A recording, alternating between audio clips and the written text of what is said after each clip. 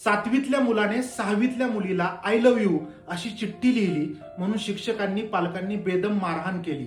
अशी एक केस गेल्या आठवड्यात काउन्सिलिंगसाठी माझ्याकडे येऊन गेली. मित्र हो, तुमची किंवा तुमच्या नातेवाईकांची मुलं जर टीन एज मध्ये असतील तर हा अत्यंत महत्वाचा व्हिडिओ बनवतोय, आत्ताच सेव्ह करून ठेवा. तुम्हाला एक सिक्रेट सांगू, आजकाल 6वी-7वीच्या मुला मुलींचे सुद्धा गर्लफ्रेंड बॉयफ्रेंड असतात.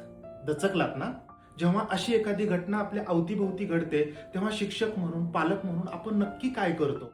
अशा घटनेवरती हसतो, चिडतो, रागवतो किंवा बेदम मारहाण करून मोकळे होतो.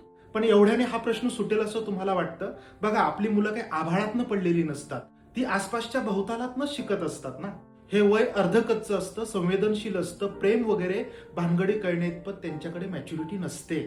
अशा वेळी पालक म्हणून आपली मॅच्युरिटी दिसायला हवी. निसर्गाने त्यांच्या मनात शरीरात केलेले हार्मोनल बदल, त्यातून होणारा भावनिक कन्फ्युजन, क्युरिओसिटी आणि मोबाईल कल्चर या सगळ्याचा एकंदरीत परिणाम म्हणून मुलं असं वागत असतात. आणि या सगळ्यात त्यांच्या मेंदूचा प्री फ्रंटल लोब विकसितच झालेला नसतो, त्यामुळे ते कुठलाही निर्णय घेऊ शकत नाहीत, गोंधळलेले असतात. मग अशा वेळी नेमकं काय करू नये हे आधी सांगतो. ओरडणं, मारहाण करणं, इतरांसमोर लाजवणं, शिंगे फुटले का तुला, हेच तुझ्या घरचे संस्कार का, असं म्हणून अपमानित करणं कटाक्षाने टाळायला हवं. खरं तर या सगळ्यानं काही होणार नसतं. फार फार तर तात्पुरतं मुलं माना डोलवू शकतात, पण पुढे जाऊन ती तुमच्याशी चक्क खोटं बोलायला शिकतात.